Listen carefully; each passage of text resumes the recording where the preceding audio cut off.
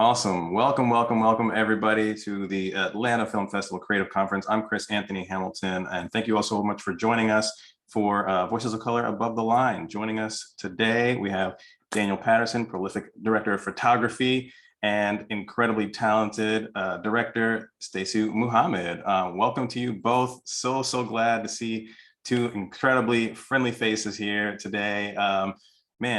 I'm so excited for this conversation. There's just so much to get to. So I'll just start by kind of introducing myself a little bit, and then I'll pass the torch. I am Chris Anthony Hamilton. I'm a director and cinematographer. I'm based in Atlanta, as well as in Europe and Italy, actually. I kind of split my time between the two, trying to be an international man of mystery, and really enjoying that. Atlanta has really kind of changed my life in terms of my ability to kind of focus on really uplifting voices, particularly of color here from at every level of the industry. I started in New York, went to film school at Hofstra University, and then kind of dove into the freelance world as a camera assistant, did some grip and electric, and just everything around the camera. I had lots of opportunities to learn and to grow on my own path to becoming a director and a DP. Before moving down here to Atlanta, where I kind of started that part of my career in earnest. So now I do a lot of directing of branded content, doc style, commercial pieces, promos for TV shows, things like that. I've had the extreme pleasure to work with both of the incredibly talented people joining me in this conversation. So I'm really excited to talk to both of you. Why don't I have Stacey tell us a little bit about yourself before we get going? Okay, thank you so much for having me. I really appreciate it. Daniel, nice to meet you. Love your work. Wow, so I've been a filmmaker for a while. I started out in the indie world, did indie films for about 15 years before I did anything industry related.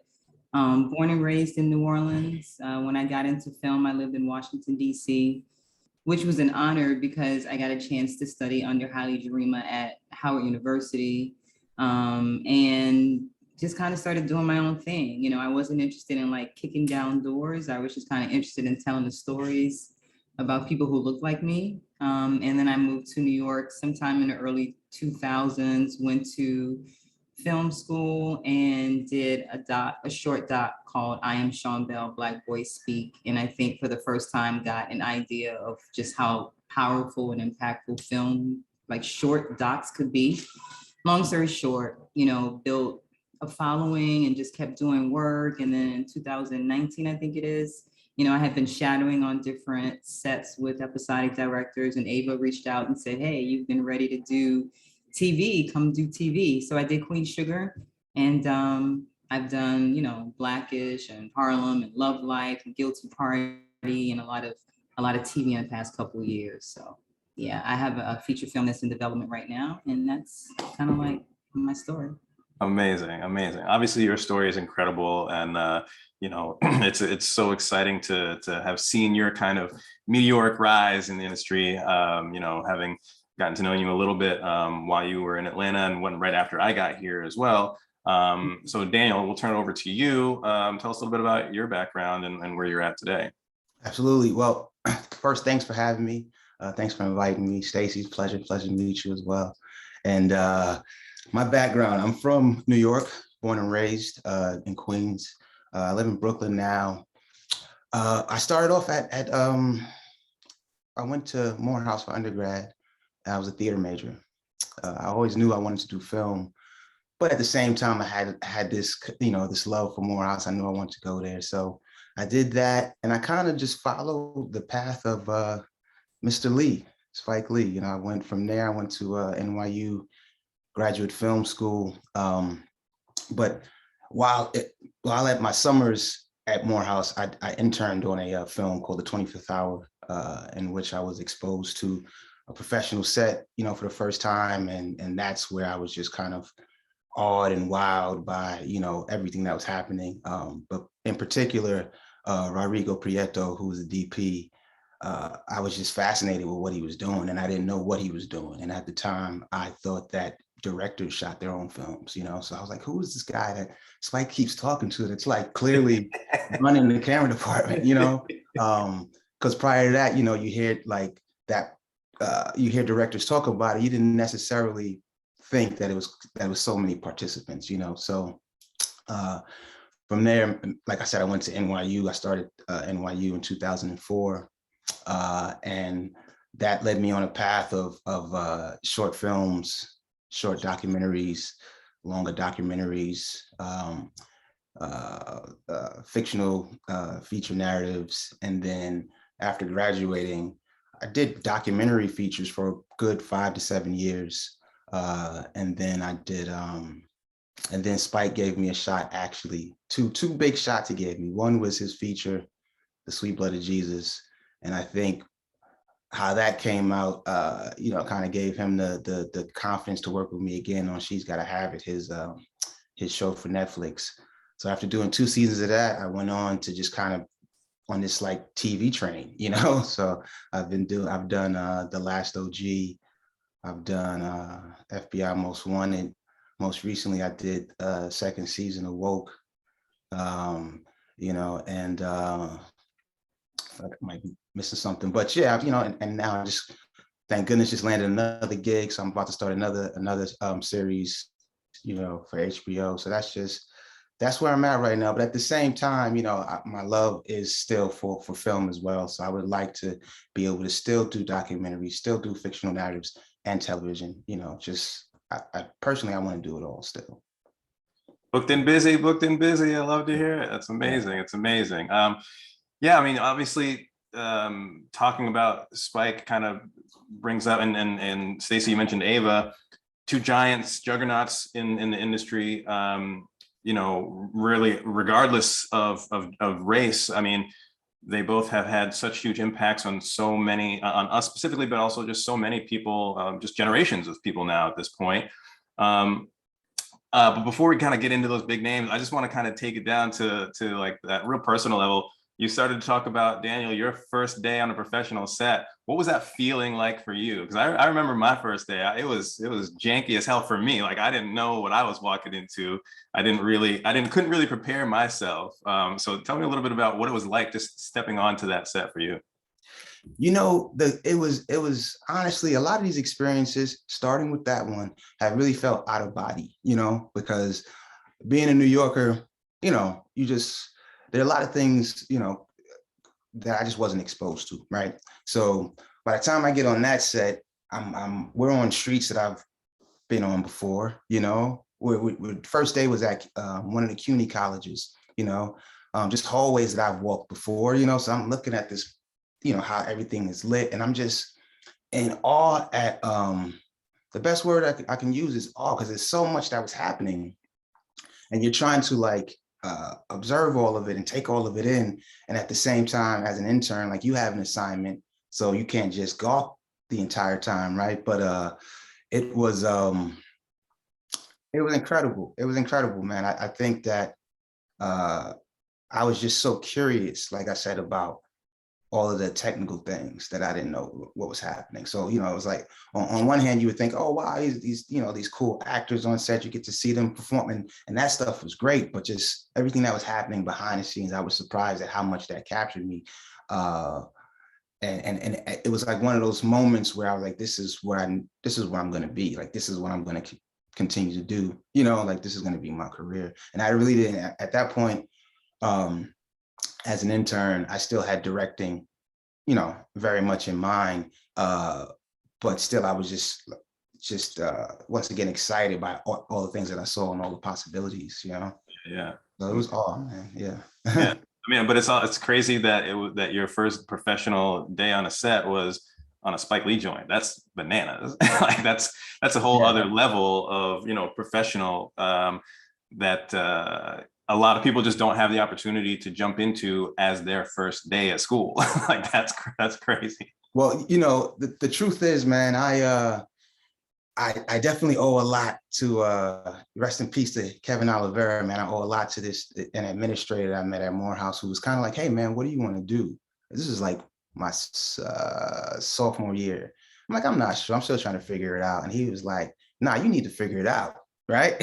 And then he's like, nah, tell me. And I was like, well, I sort of want to do film. You know, I'm more kind of reserved cat. He just kind of pushed me. So, you know, we got on internet, and we found 40 Acres number, and I called them, and I told them I wanted to apply for an internship, and I called them once or twice a week for about 4 weeks, until finally his assistant was like, Daniel, you don't have to call back again. We have a job for you. You know what I mean? You're good.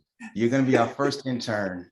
So it was really about making that situation happen for myself, and it was a great experience to have, because until that point, that wasn't me. I wasn't the one constantly knocking on doors and saying, hey, let me in.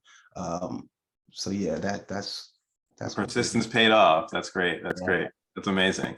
Stacey, what about your first day? Do you remember your first day on a proper film set? What was your level of excitement or nervousness like? Yeah, I think my experience was a little bit different because I didn't come up through the ranks of filmmaking. Like I was always like a director because I was doing like all this indie work. And Daniel, I know you know Boogie, right? So like once I got to New York, like so many people came out of Spike's camp. Like if you were an indie filmmaker, like in the early 2000s in New York, you had like all these people who worked with Spike, but would also help you out like on your set, right? So I had like all these people who would like help me create like this amazing, like legitimate set experience, as an indie filmmaker without a lot of resources. And so Boogie was like my AD on just about, he's getting ready to AD something for me next weekend, right? I mean, we've done probably 10 projects together. So I felt like I had like this real set experience as an indie filmmaker. And then from there I started shadowing. So like like shadowing Bethany Rooney on the originals was like an eye opener. I was like, oh shit, like episodic directing is no joke, right? And so many of us think that we're ready and like we want it so badly. And it kind of helped me like calm down a little bit. Not that I was ever like really eager. I wasn't, but I was like, yeah, like I really want to make sure I'm ready for this because this is a really big deal. So I think like, shadowing, I shadowed Bethany, and then I shadowed like Stephen Gyllenhaal on Rectify. So just getting an opportunity to shadow these like huge episodic directors who had, done 100 and 200 episodes of television was like my first set experience outside of the indie world. And How different was that? It was overwhelming. Yeah, it was overwhelming. It was exciting. You know what I mean? I was like, this is definitely what I want to do. But I think I had like such an amazing experience as an indie filmmaker that I was like, I'm an indie filmmaker. And I've even heard Ava say that even in recent years, like I'm always an indie filmmaker, right? Like I always have some version of my story in my mind that I can do by myself, meaning me and my team. Like I'm not completely dependent upon a system in any way, shape, or form to tell the stories that I want to tell. Like if they want to help, amazing. But if they don't, like I got 15 years of telling these stories on my own and by myself, right? Right. So yeah, it was cool. It was amazing, but I'm still like overwhelmingly amazed by what indie filmmakers can do with little resources. So yeah. That's such a great point, because I feel like now that you say that, it rings so much more true to me now than ever that indie filmmaking the indie filmmaking is really a mentality, necessarily more so than necessarily a line item on a budget. Like it's really not necessarily about dollars and cents as it is an approach, right? The way that you kind of organize your team, the way that you communicate with people, how you kind of set up your hierarchy, for lack of a better term, and just like the way that you move. I feel like that is something that has become more and more clear to me. And the thing that solidified what I now understand is the indie filmmaker kind of lifestyle is working with you, Daniel, on Sweet Blood of Jesus with Spike, which was kind of my first foray into his camp, so to speak. And it was, you can speak to this as well. I mean, we started filming that in, I think it was 2013 in Red Hook. And I mean, from day one, everybody jumps off the trucks, and it's like you hit the ground running. I mean, Spike is, we're moving all day long. And we filmed there for a week, and we shot in the same church that he shot Red Hook Summer in. And the atmosphere around that set is just incredible. Just the way that he creates an energy around those key scenes. Raphael Sadiq was like the house band at that church in that scene. The late great Thomas Jefferson Byrd was in that scene. It was heavy. So we did that, and then we headed off to Martha's Vineyard, where we shot the rest of the film for the next few weeks. And it was there that we all took one bus up to Martha's Vineyard. Everybody, Spike at the head of the bus, and talent and crew, everybody on that same bus, which was wild to me. And then we get there, we drop our stuff at the hotel, and we jump in these little vans, and we don't know where we're going, but they drop us off at a house, and everybody hops out of the vehicles. The door opens, and it's Spike welcoming us into his home with his family, and where we're chopping it up. Next thing you know, everybody's gathered in his kitchen, and he goes around the room and has everybody discuss, kind of regale us with the story of how they came up through 40 Acres and a Mule, and Daniel, I remember you telling your story, starting out as in that internship, and next thing you know, years later, you're the DP on one of his films. So to me, that was, like you said, that it was kind of out of body for me, like having grown up watching his films, having seen what I can still consider to be the first Black superhero that I ever recognized on screen in the form of Malcolm X, and with that film, and then to be in the same room with him, and now Oscar winner Ruth Carter, and these incredible actors and the rest of his team that had made Malcolm X, this film that had shaped me personally in my formative years. It really embodied the idea that indie film dream is something that you build. It's an environment. It's a family. It's really something that you build that will last, ostensibly beyond the life of the films themselves. It's an experience that you're creating for the people around you, and that has been something that has shaped the way that I move as a filmmaker myself, and the relationships that I try to form and how I grow them.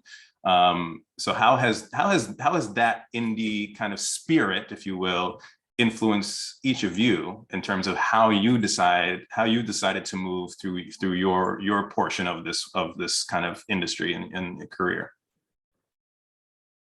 Start with you, Daniel. It's funny, man. You guys said it earlier, that spirit kind of never leaves, right? And so I try to be as just kind of as personable and as least corporate as I can possibly be. And as you navigate, particularly like the industry, you find like really corporate pockets, right? And then you have to make that decision. You start to figure out kind of like what situation you want to put yourself in, right? But in terms of just kind of still having that, kind of all hands on deck, by any means, because honestly, that spirit is throughout the industry, on all levels, right? And so, yeah, I mean, for me, it also helps me be, when you're in the independent world, it comes with a lot of heart. So in terms of me being choosy, right, and not just necessarily doing everything, I think that's a big deal, right? It's like being able to say no, and then when you're actually on something, like it's a different energy, right? I sometimes I'm on stuff where like people are so burnt out, right, because they're just going from job to job to job, right, and it's not the spirit of thematically the things that people are trying to explore, these stories, it's not really there. It's just a job, right? So I think for me, the idea of, once again, still being selective, still having a particular passion behind a thing, and I still, it's a plus and it has its cons as well, right? Because sometimes my scope might be a bit smaller than what I actually have available to me. And I have to, I have somebody remind me, hey, you can actually do this on this one. You can have this thing that you don't normally get to have, on this one, Right. Even if it's something as simple as rigging, just extra prep time, the proper prep time, he's like, oh, wow, like, yeah, this is a much more comfortable pace. Right. You know, indie does have a different, you know, a different energy.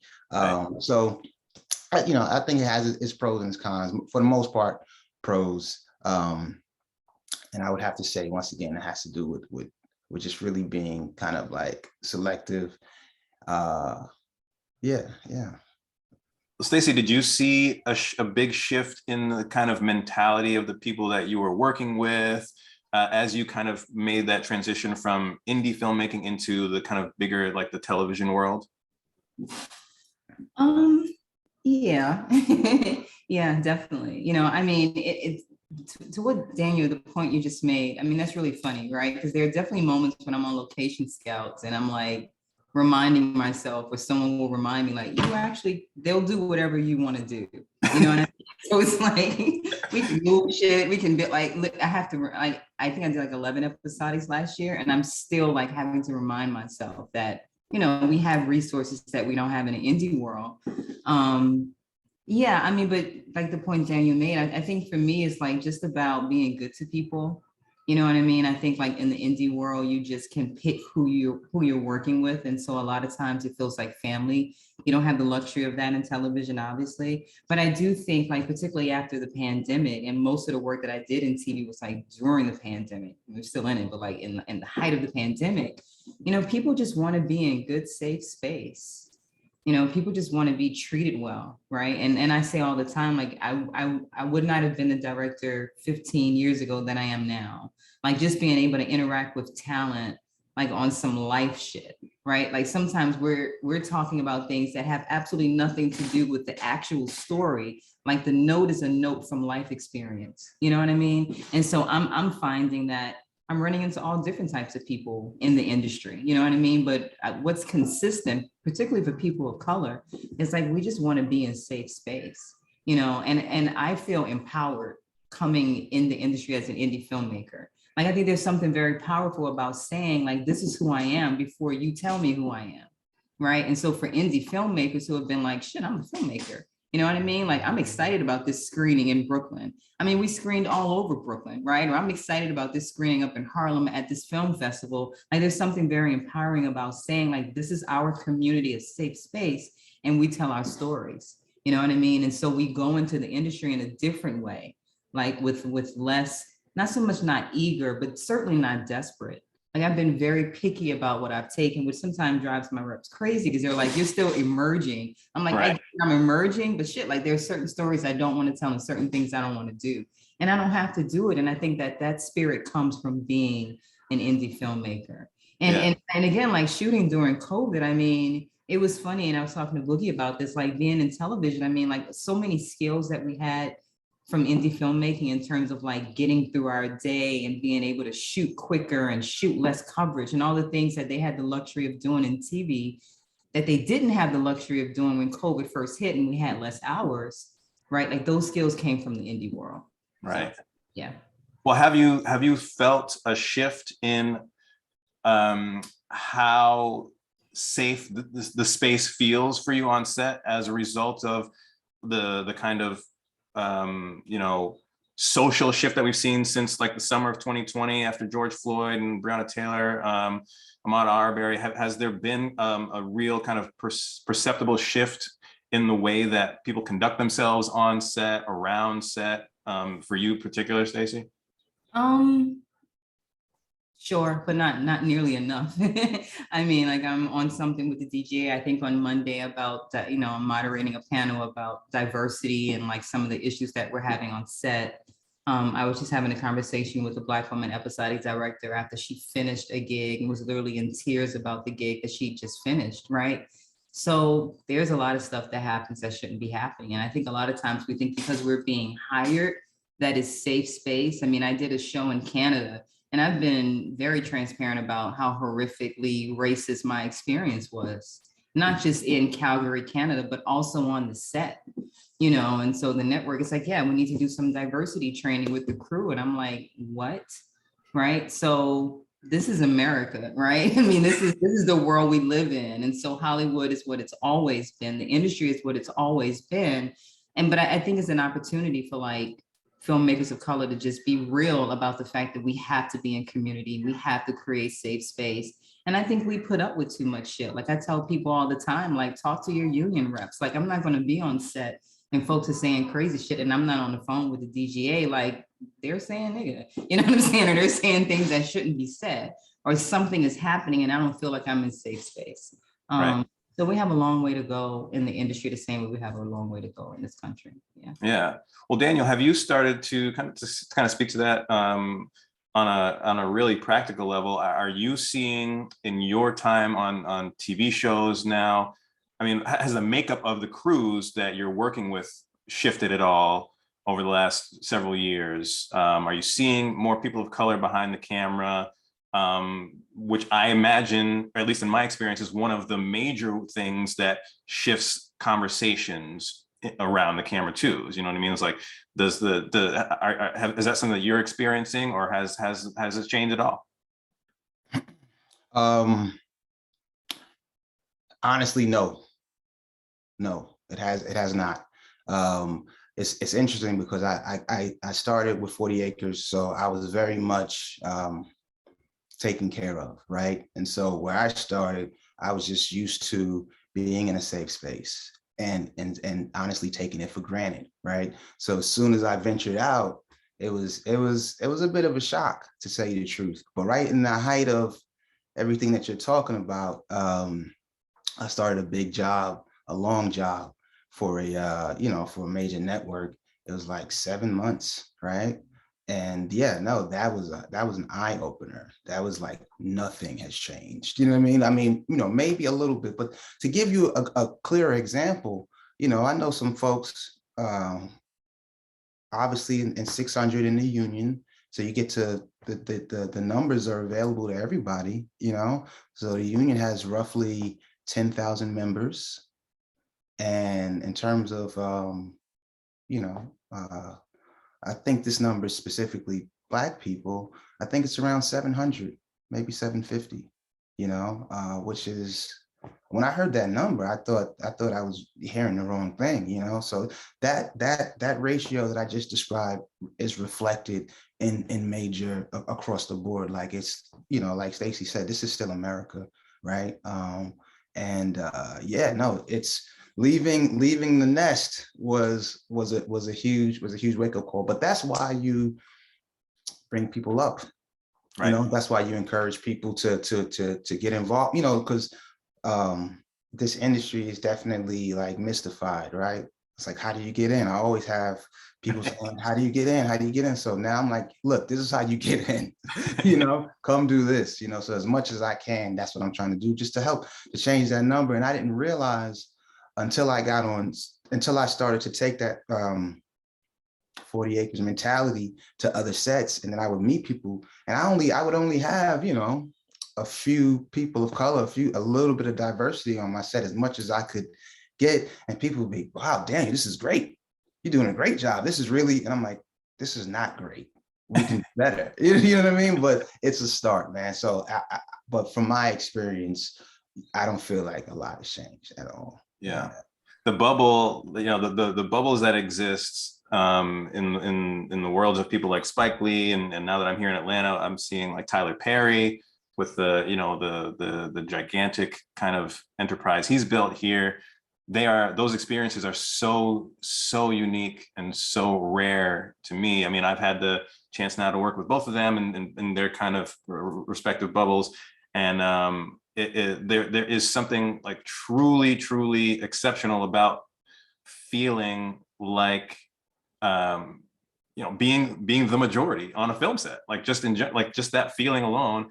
Talk about safe space. I mean, that is something that has been so rare in my life, just outside the industry. I grew up in a predominantly white town, but went back and forth between this town in Massachusetts and New York growing up. So I got to see both, but even in New York, I mean, you can still feel the dominant culture above and around you constantly, right? So there's that, you still have this pressure on you that can be very subtle or it can be very overt, but it's just always ever present. but in the atmosphere of being like in the White House that Tyler Perry literally built on his lot, with just surrounded by people of color at every level, above, below the line, in front of the camera as well. There is just a level of kind of comfort, your ability to just relax and breathe easy, that has been just truly rare, just in my life experience, beyond the industry.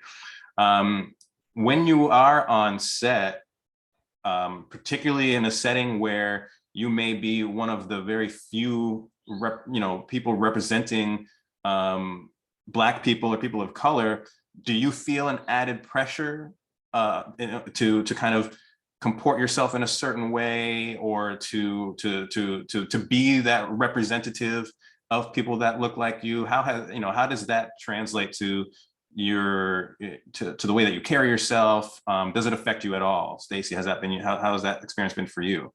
Well, it affects me. Yeah. I mean, I'm oftentimes the only Black person, let alone Black woman, on a location scout, right?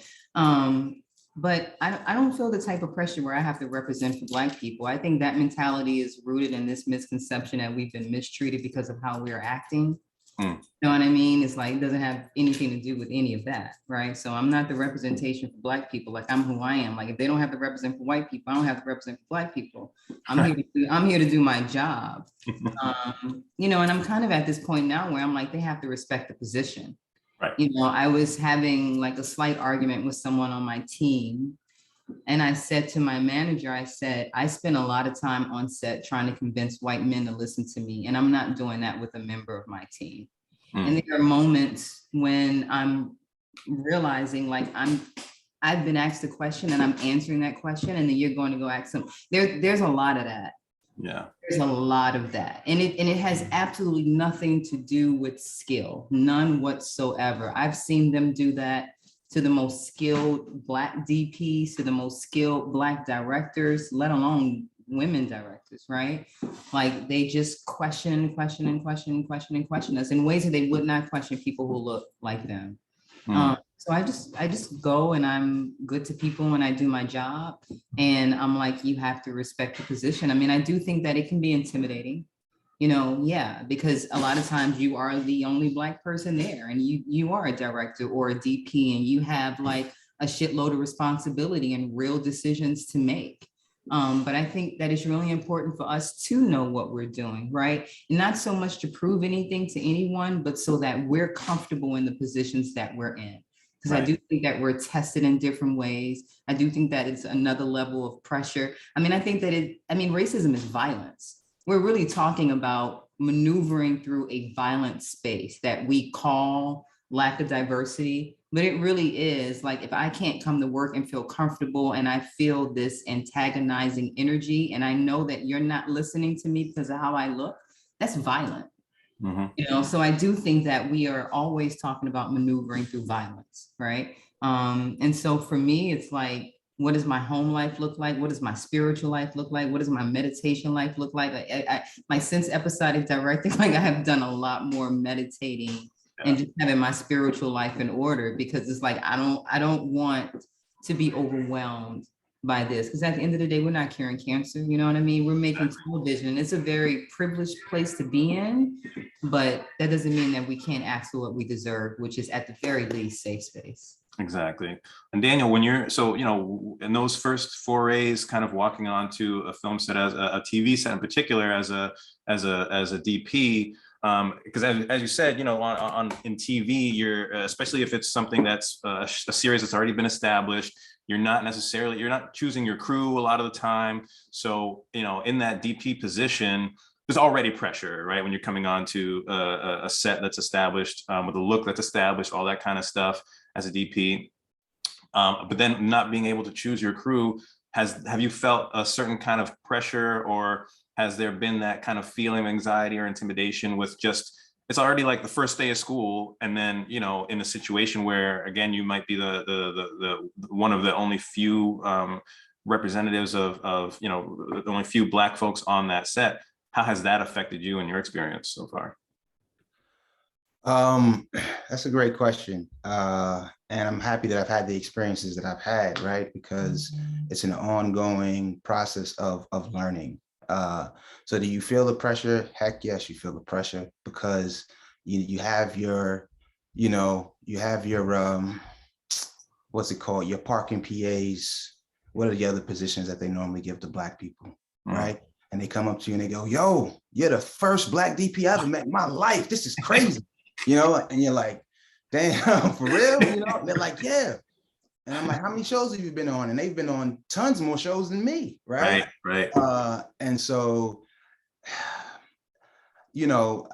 most recently I had that experience in a big way, the same network job I'm talking about, right? And I learned, man, I learned how to like really vet people better and just the idea of like, like there's some things that are worth fighting for, right? And you have to really pick your battles. Like when I was in that job, which was the worst job I've had in this business, but also the best job because of the amount of stuff that I learned. I said to myself, man, just once again, just vetting, because it's so weird. Like Stacey kind of alluded to some of this, like some of the stuff that's said is insane, right?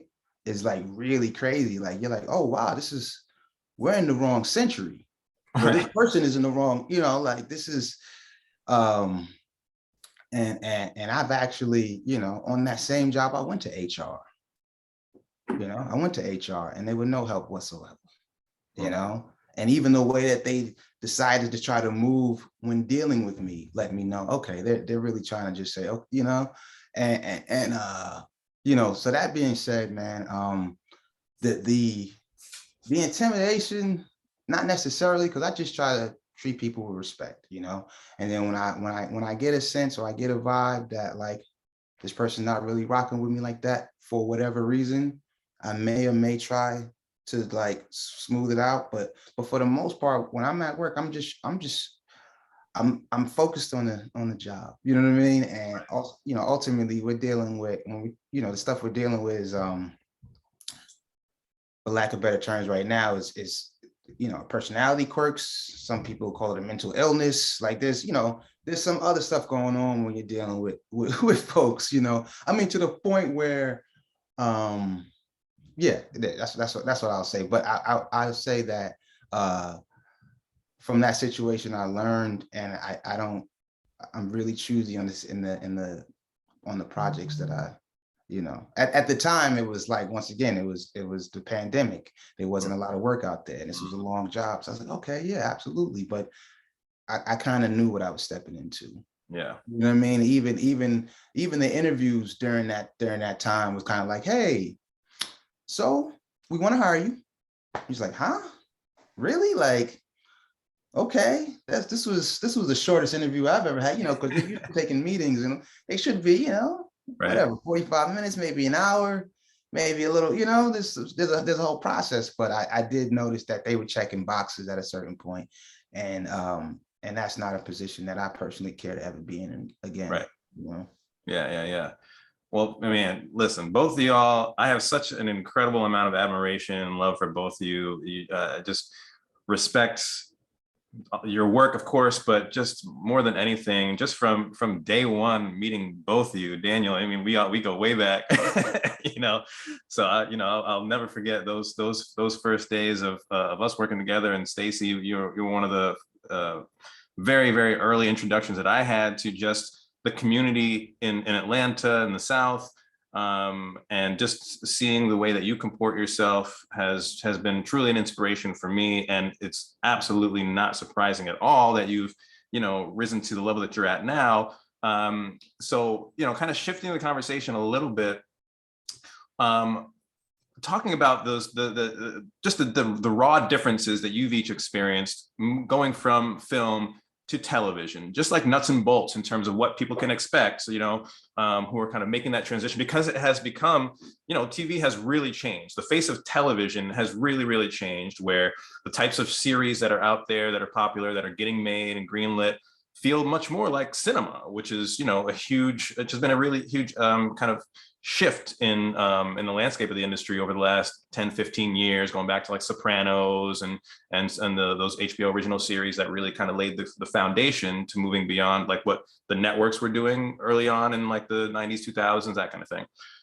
So what were some of the big things, Stacey, that you noticed that were real differences just in terms of like how television works versus how, you know, your experience in like indie film, like cinema?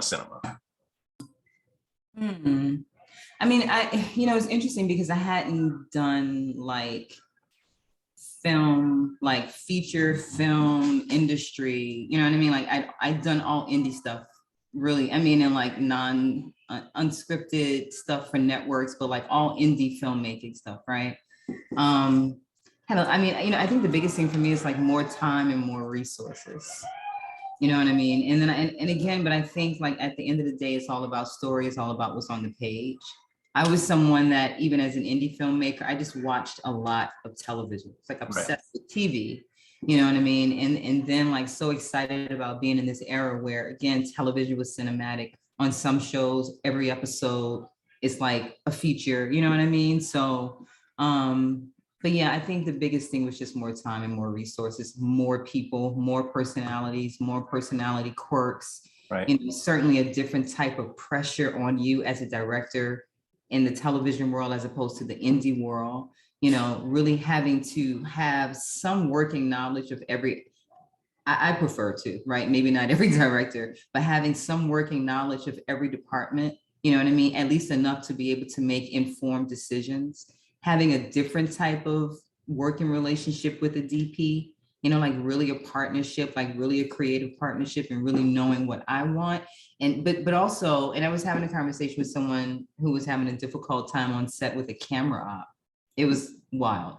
And I was thinking about it and I said, you know, this is everyone's work, right? Like everyone cares about how this looks. Like sometimes it's like, you know, the DP will come over and say, hey, we need one more for camera, right? And of course you always get one more for camera. They may see something I didn't see, or maybe I saw it, but it's like, they care about their work. And so I think like I operate in the television space and it's, you have to be careful with it though, right? But I still operate from a space that this is our work. I want everyone to be proud of it. I mean, there are a lot of, I say all the time, like these folks are on set way more than I am. I'll never be on set as much as a camera op, right? I mean, they're there every day. I'm a guest director. I'm in and out.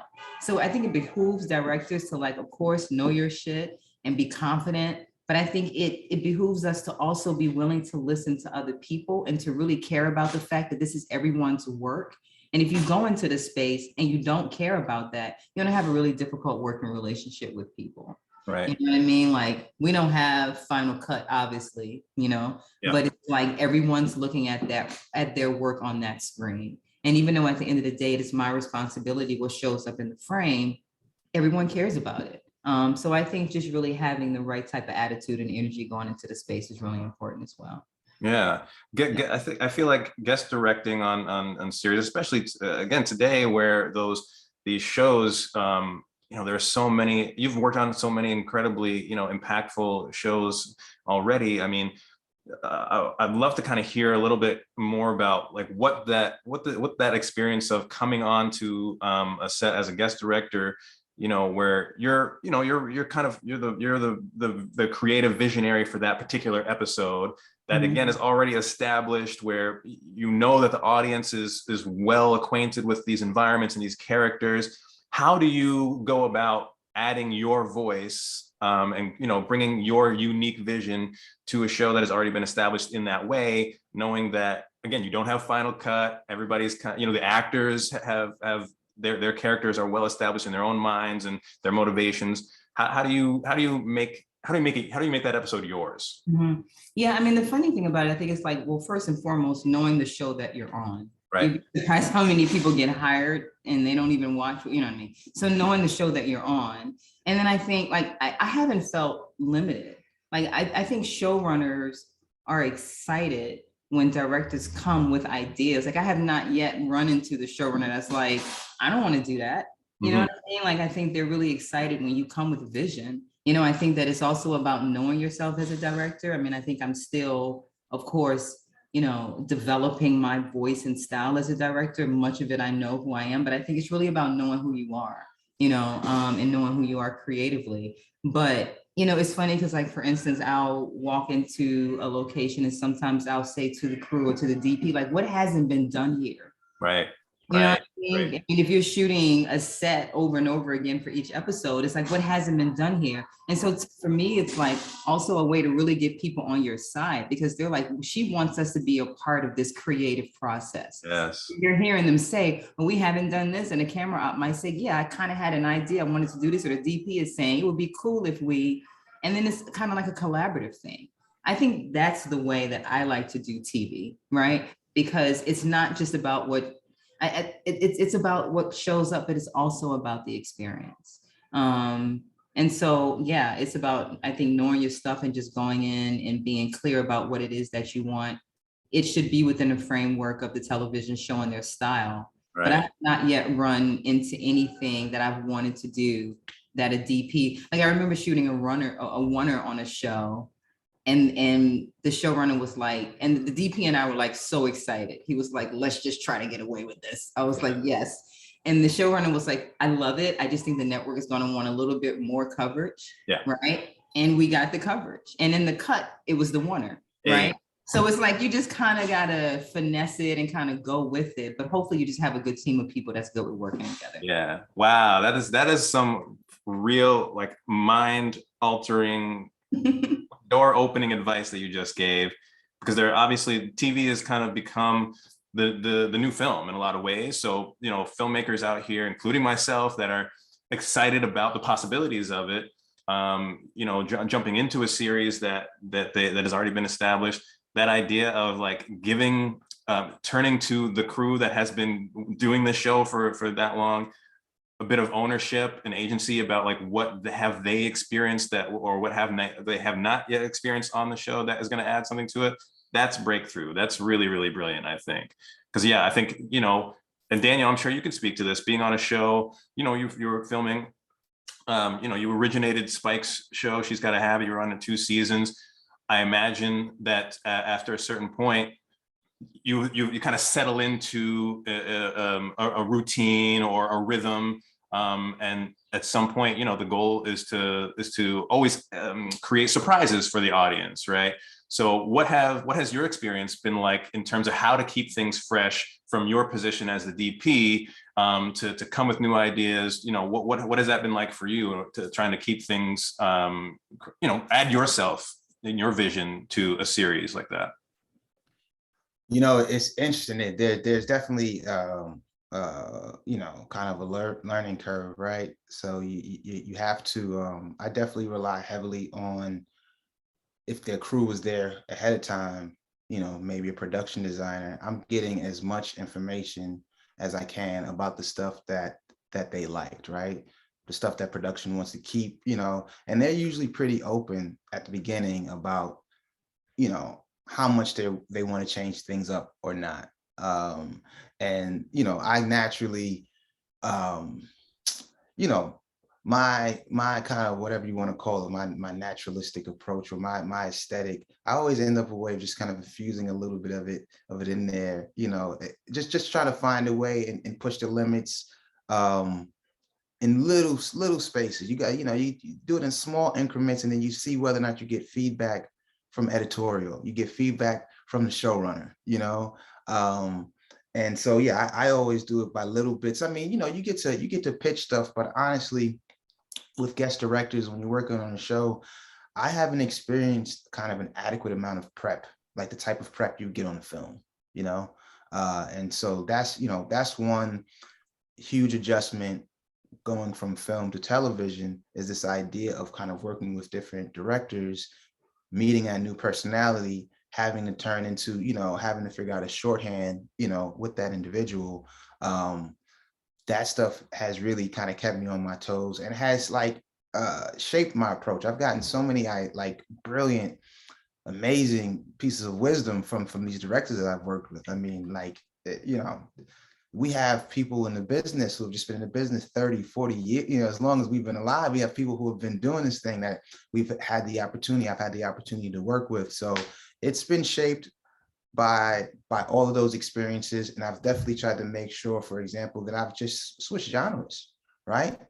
So something drama, cop procedural, comedy, and just like dramedy, you know what I mean? Like as much as I can, I always wanted to be diverse, in those experiences, just so I can really like have a huge well of memories to really rely on, right?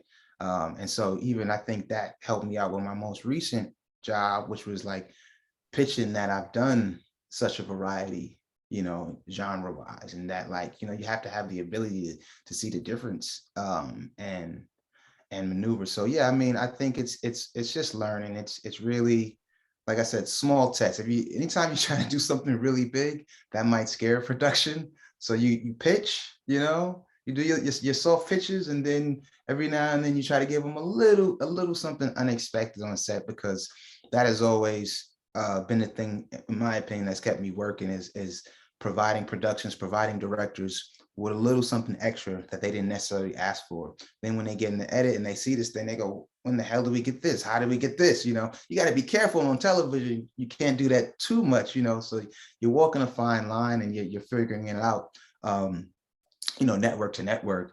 But yeah, that's, I hope I answered that. Yeah, absolutely. Well, to kind of build on that, the idea of the kind of auteur TV director that we've kind of started to see jumping off of shows like True Detective, where Carrie Fukunaga is directing every episode, right, of an entire season of television, and even she's got to have it. Correct me if I'm wrong. Does Spike direct every episode of both seasons? Every episode. That's intense, right? Because we've each had the experience of being on a feature film with a director or as a director. How different has that been for you, Daniel, going from a scenario where that one director it's their vision from episode 1 all the way to the finale, versus jumping, being on a show consistently where guest directors are coming on? How does that relationship shift? Yeah, it really depends on the director, right? So oftentimes a production has done their due diligence, and they get really great, folks. Right. But every now and then you get somebody who, as Stacey said, like, who maybe didn't even really watch the show, who just kind of has so many decades of experience that you're just like, yeah, I can, and then when that approach with that individual, you try to just as carefully as you can, kind of remind them about kind of the look of the show, remind them about, oftentimes it has to do with time, right? Like time is really never on your side, depending on how you really manage things. You have to be able to like honestly manage your day, and like smart ADs. My goodness, how much I've learned from smart ADs and smart production designers. It's just like so much there, so I will say though, but some of that challenge of working with new guest directors has also been way more beneficial than I say damn near any other experience, right? Because I would have never, had a great opportunity to work with like Chris Robinson on Woke, and it was just like it was next level, like he was just so so open and so giving, and he instilled, he gave me so much confidence to just, do my thing, that type of stuff was really cool and was really, really collaborative. So it is an adjustment. And I would say, yeah, I would say depending on the circle that you get in, you can really have a great time. And like I said, really learn from folks that have been doing it for so long, Yeah, absolutely. Also young, I also work with a lot of great young and up and coming directors as well. To right. So, right. Yeah, it feels like it feels like a time where there's a lot of opportunity for emerging filmmakers, with all of the various streaming services competing for content, competing for people's attention. and competing to create niche content for people that it's really gonna, you know, not focusing as much on creating a broad audience, kind of the way the old network model was built around, versus creating, you know, a really focused audience who's going to evangelize for that show and really be passionate about it. What are you seeing out there now, Stacey, in terms of opportunities for a really kind of original storytelling that allows you to do things, to try things that, you know, maybe some other, you know, things that wouldn't maybe be possible before, because everybody's really just trying to grab people with really unique stories? Are you seeing those kind of opportunities coming up more or less or at all? Like, are you seeing really unique stories coming forward? You mean in terms of what's available for directors to be booked on? Yeah. Yeah, I mean, there's just a lot more content, just in general, you know what I mean? There's just a lot more content. Like, I've been offered, like, you know, a number of features lately. I'm reading a lot of scripts for different networks, you know what I mean? There's just a lot more content. And yeah, I mean, I think there are a lot more limited series. Like for me, I mean, I think you know how I feel about Top Boy. I always talk about Top Boy, you know what I mean? So it's like the Top Boy, Outsider, Sharp Objects, Ozark. You know, I feel like there's more stuff like within that world, you know what I mean? Like these gritty crime dramas that are just beautifully shot, like cinematically, you know, amazing, but incredible stories as well. So yeah, I mean, I just think, you know, and to Daniel's point about like crossing genre, I feel like there's more of an opportunity to do that as well. Like people, like, I mean, of course, from the indie world, I came from like drama, like melodrama, like indie, you know, drama. And then I did like 90% comedy last year. I don't know how that happened, right? And then the feature that I have in development with Malcolm D. Lee's company is a horror feature. You know, so I think that it's just an interesting time. I think it's probably a better time now than it's been in a long time to actually sell your own content. Mm-hmm. You know, like a lot of time I'm having these general meetings or conversations with networks. And so we're having a conversation about an episode of television. And then it's like, so what do you have? You know what I mean? Like that's always like the conversation that always comes up now in the conversations. I think people really want content and they're really interested in creatives that are like multi-hyphenate. Like they're, you know, to come from the indie world and say, yeah, like I'm influenced by art and painting and music and all these different things. I think that there's something that's really like, you know, tangible about that experience that people really want. And I think they're way more open to artists that are interested in crossing genres. So yeah, lots of opportunities. Yeah.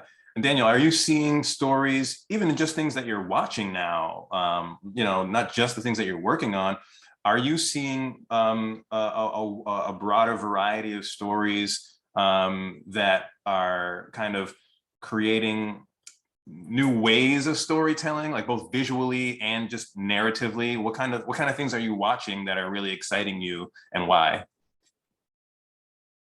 Oh, wow. Well, one of a great show that I just finished was Station 11.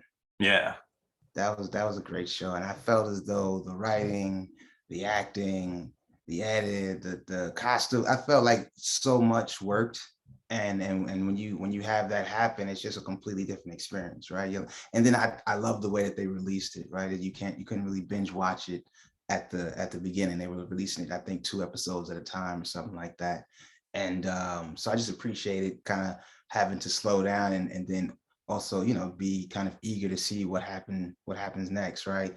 But you know, you spoke to it, just a really kind of like cinematic quality. You don't feel like you're watching a show. I always want to forget that I'm being entertained. You know what I'm saying? Like that's the goal, right? Like you want to forget that you're being entertained. You want to be kind of in it with the characters.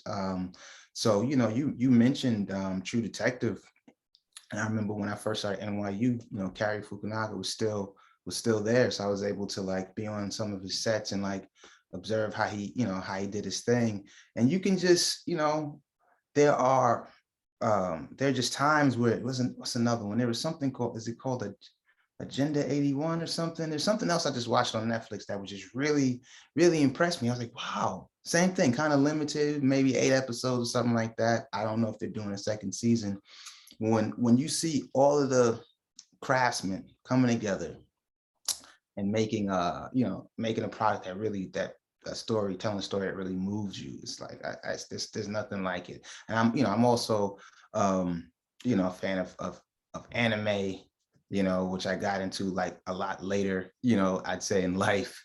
And that stuff is really influential, but in terms of the storytelling, I always find like the stories in that world to be far more captivating than a lot of the stuff that we're seeing now, because we are oversaturated with all types of stuff. So in terms of being a technician, like, yeah, I think you can work now, right? There's just so much work out there, but in terms of stuff that you're actually going to enjoy, nah, that's it's still a tough thing to tell a really good story. And everybody's in such a rush, right? We live in a society that's built on numbers and time and rushing. So a lot of times things don't get their due diligence in terms of prep and stuff like that.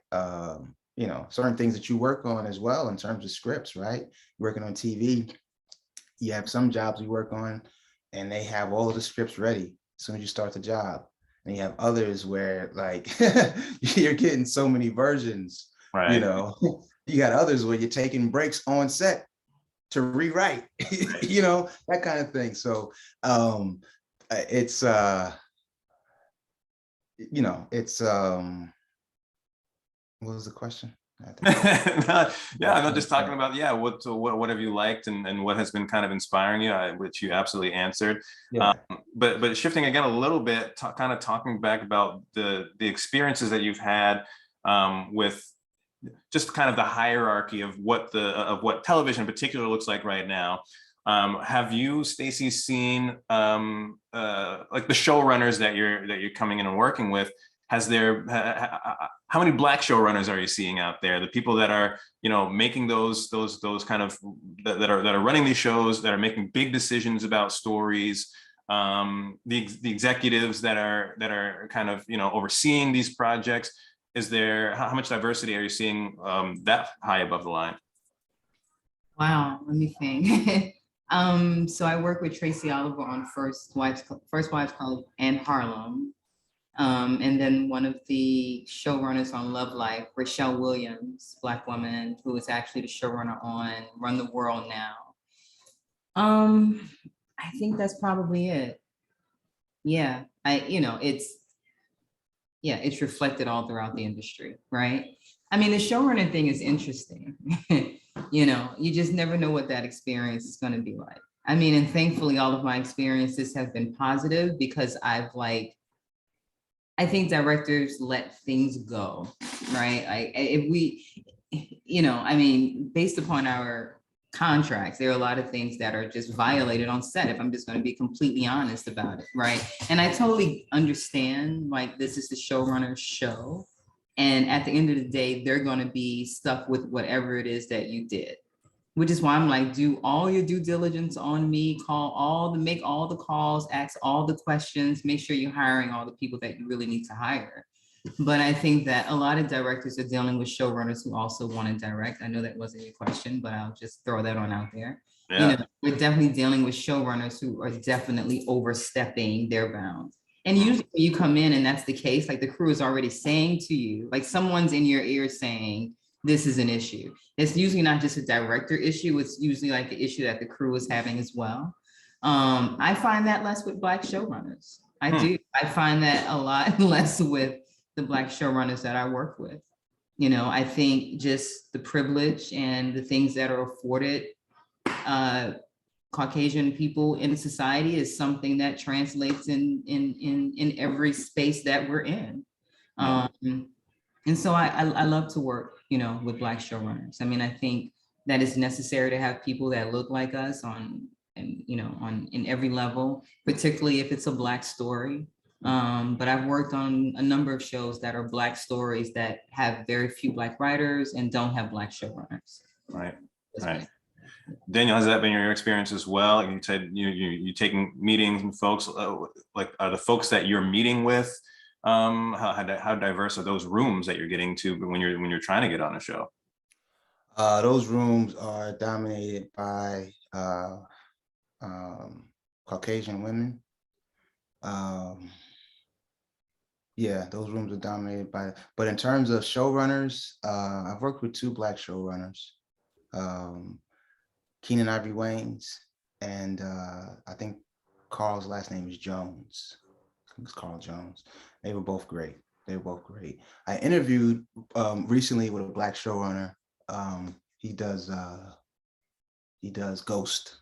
He does Ghost, and he was cool. He gave me a very one of the more memorable interviews that I've had recently. I'll put it that way, right? So he was cool, but for the most part, the interesting thing is that, yeah, I haven't seen a showrunner do it the same way ever. Every show that I've been on, the showrunners just they do their own thing. Like Stacey said, they do. And I've definitely worked with some who like clearly will just feel like they want to direct, and then I've worked with others, who I only see them on the Zoom and they're in LA and like they're just focused on story. Yeah. They're just focused on the season, right? So yeah, I mean, but at the same time, I will say for the most part, I've actually had, in terms of showrunners and my workings and dealings with showrunners, it's been pretty good. It's been good. I have observed it being tough on directors though, for sure. Yeah. Yeah. I've seen that, and I've said to myself, wow, in terms of directing, a lot of people who go to film school, they want to direct, so I still have directing aspirations. Mhm. I don't necessarily, there's certain spaces within television that don't really interest me. Yeah. Yeah. You know what I'm saying? Like there's just certain things I'm like, nah, I wouldn't even want to be. You would not catch me in an art department. I just, nope. Yeah. I'm not a glutton for punishment like that. I could not do that. But for those, so Stacey, for those who are watching this and I don't really have experience in film or television at all, and are just really kind of trying to get their feet wet and have an understanding of the roles even, I think most people are probably fairly clear on the director's role or the DP's role. How would you describe the role of a showrunner actually? Like, what is it that they're actually doing every day, and what are they doing when, in terms of the continuity of the show? How would you describe that role? Of a showrunner? Mm-hmm. Well, I mean, the showrunner is usually like a head writer or creator of the show. They have determined with usually the DP, the top, the creative team that's there from the pilot, the look, the tone, the feel of the show. And they are responsible to the network for the delivery of the show and the look of the show. So in a lot of ways, it's their show. I think that the best showrunners, though, are those that are really confident with the directors, with the team that they've hired, and they trust them. I've worked on a lot of first-year shows, so there's that, right? There are all the quirks and all the things that come along with first-year shows. And I did work with another Black showrunner on Queens, Zahir McGee. And Daniel was right. Like sometimes the showrunners in LA, like I don't think Zahir was on set one day for me with Queens, right? I've worked with showrunners who will come and say, oh my God, this is great. You got it. Peace out. You know what I mean? And I've worked with showrunners who are literally right here when I'm blocking and they're whispering to the DP and the DP is looking at, and it's just insanity, right? So I just think you gotta kind of know how to maneuver it, because it is the type of relationship that can make or break an experience for you. Because while you do have rights as a director, and I'm not one to say, like when Daniel talked about calling HR for a particular experience. I mean, I think that when you get into all of the nitty gritty of all the calls you can make, like sometimes it's a rude awakening, right? Like these aren't conversations these people haven't had. They're already aware of the problematic personalities, but the show is going to go on and you're going to leave, right? So it's all about the experience that you want to have without being totally and completely disrespected, of course. But thankfully I've had, even with difficult showrunners, I've still had good experiences. It's about picking your battle. Right. My thing is like my relationship with the DP. You know, I'd rather a better relationship with the DP than the showrunner, right? Like to me, that's even more important, how me and the DP are going to vibe than how me and the showrunner are going to vibe. Right. Well, Daniel, talk about that a little bit. Whether it's TV or even a feature film, again, for folks who, you know, who maybe are not as well versed in just how the industry works, talk about how that relationship generally goes. Like, what are the kind of key elements of a good working relationship between a director and a DP? You know, it's clear communication, open communication. That is, you know, and you have to learn like people's lingo, right? Everyone's coming from different backgrounds. So that's you know, it's really about figuring out like how that person likes to work. So I think those questions are extremely important when you first start working with a director. How do you like to work?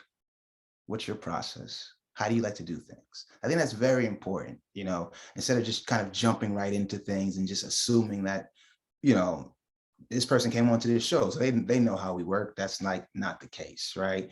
Or even with like you said, like with a film, I've worked with a lot of first-time directors, and even if someone's been sitting with a story for an extremely long time, it's just really nerve-wracking when it's their first time, right? So you are, you know, creating that first experience, how they see, you know, you're shaping how they see film sets going, right?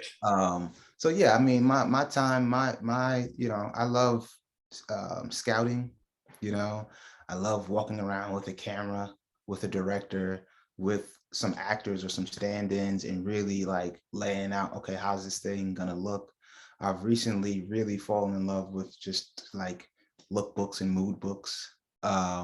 You know, I used to be more of a shot list person. So, you know, when I did Newlyweds with Shaka King, you know, we met probably, I don't know, for like a good month, maybe twice a week. I'm doing a full shot list. He's doing a full shot list. We're bringing the shot list together and then paring it down to like, you know, the essentials. You know, if I ever get to like watch a piece of film with a director, that's a plus, right? So that we can actually have a conversation, like as much of that as you can get. In addition to that, like being in on the conversations with the other department heads, you know? So if I'm in a room with the director and a production designer, like that stuff is golden, you know, because everything's moving so fast. You're usually just sending emails, things get lost in translation, you know? So when I did Miss Juneteenth, Channing and I, we shared an office, you know, which was the first time I did that with a director. Like we literally were in the same office, and it was a similar process. It was, you know, her showing me images, me showing her images.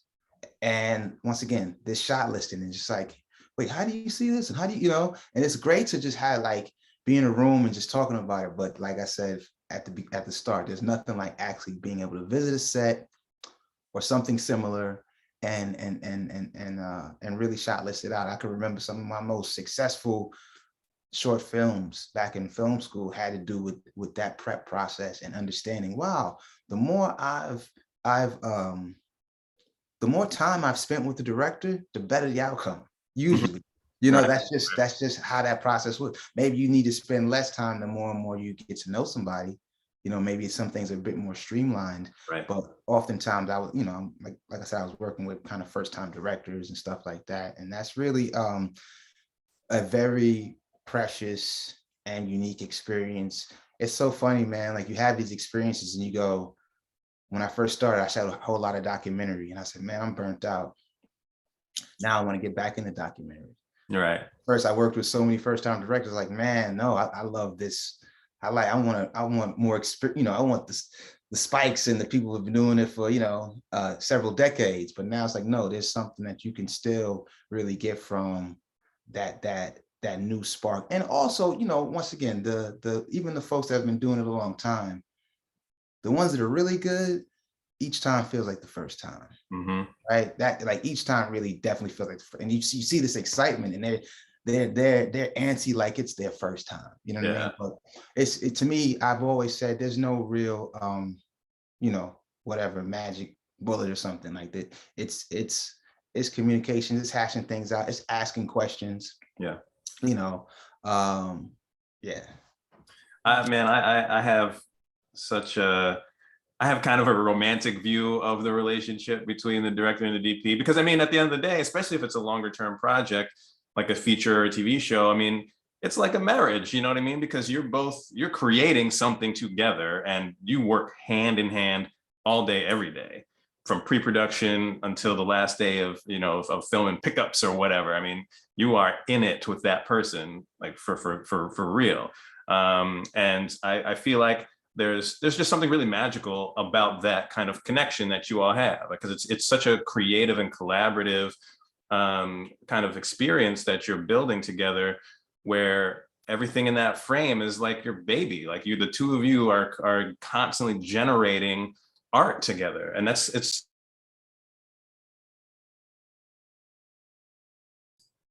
Chris, you're muted. Sorry, that's my cat. Matthew is not having that part of the conversation. I'm going to put him over here in a second. Yeah, but there's just something really kind of special about that bond of just, you know, creating something together on just a very high level conceptually, that I just find just kind of really romantic all the time. And you know, it's for me, most of my experience of late is in the commercial world. So I'm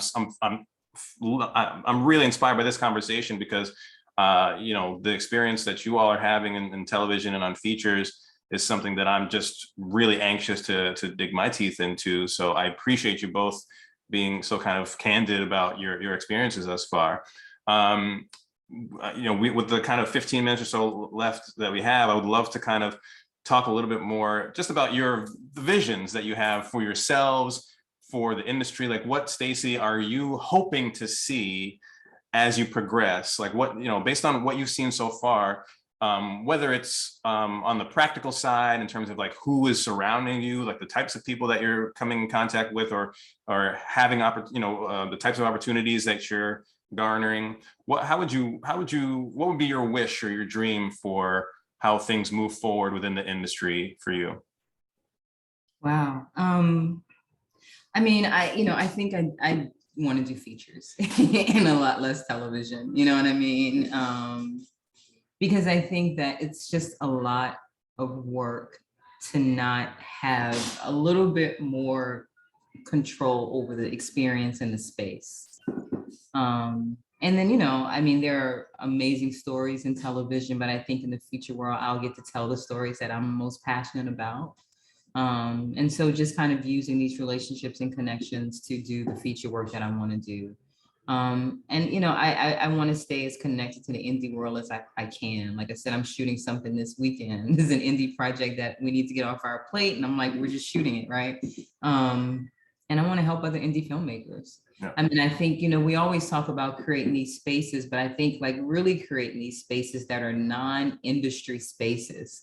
Like, you know, we talk, so, I mean, you know, throughout my entire career, folks were like, oh, you're great, but when are you going to get put on? Or when is this going to happen? And when is it? And at some point I was like, what if this shit never happens? You know what I mean? Like, I was never waiting for anything to happen.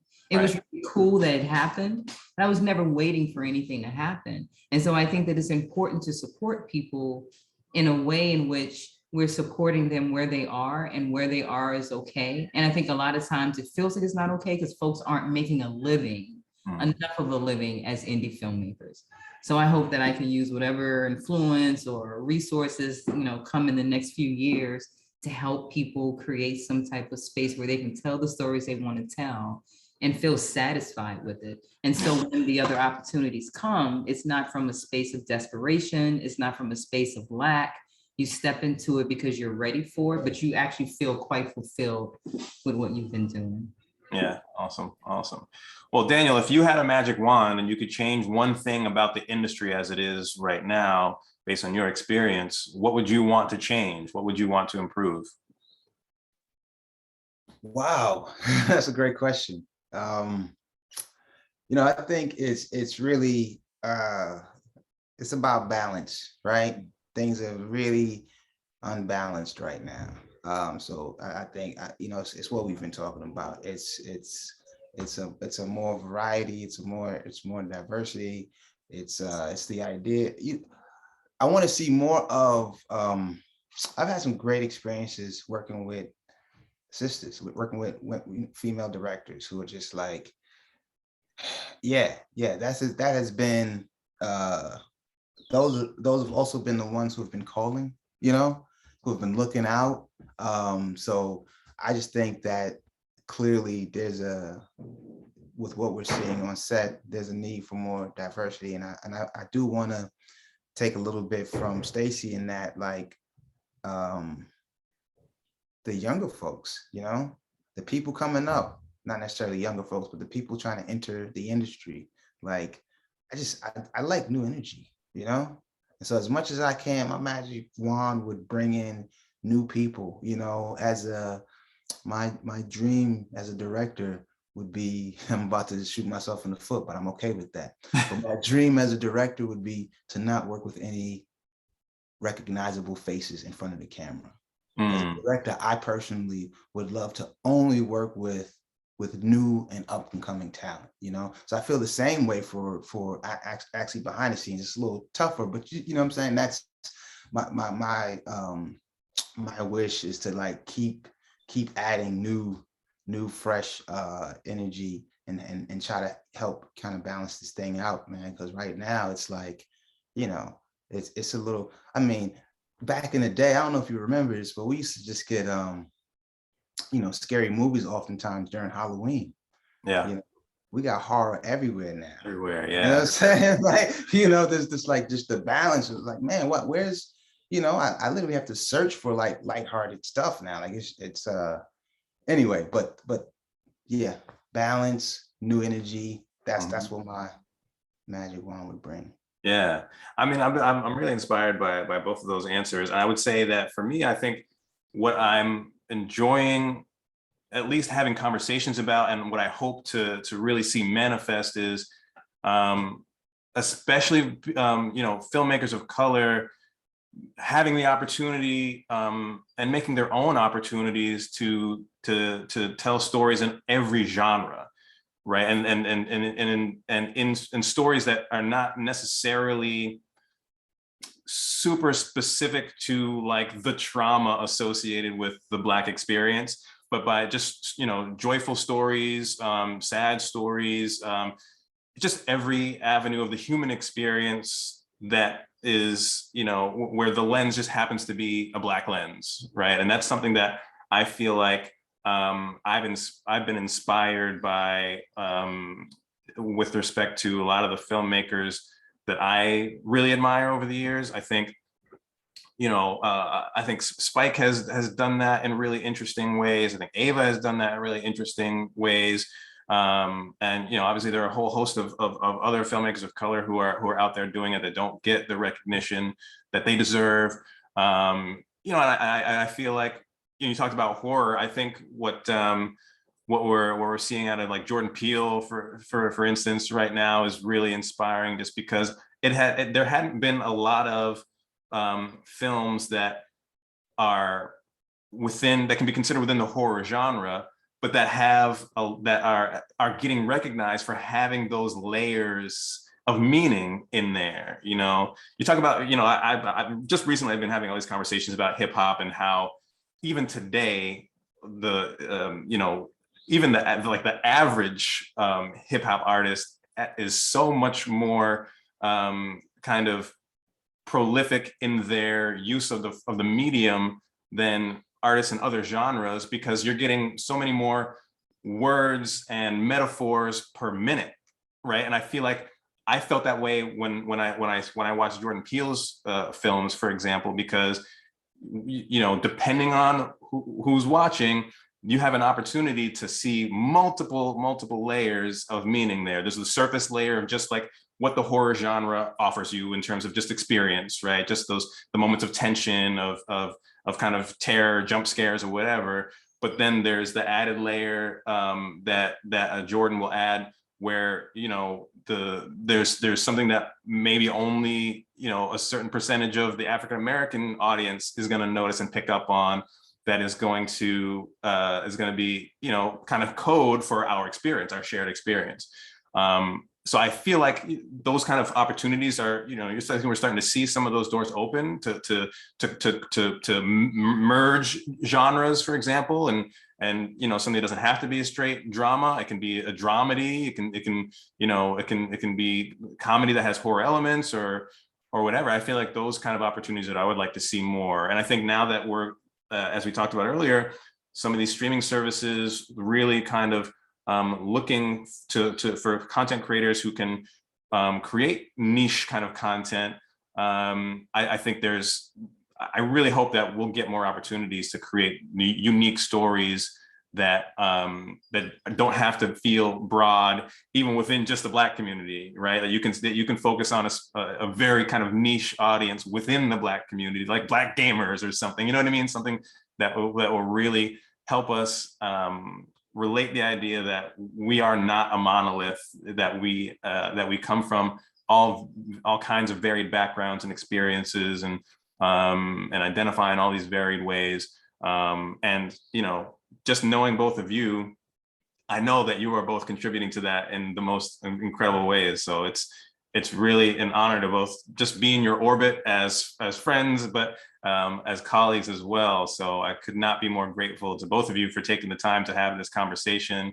Yeah, so as we kind of wrapping things up, tell us where everybody can find you, Stacey, and what you're excited about coming up next.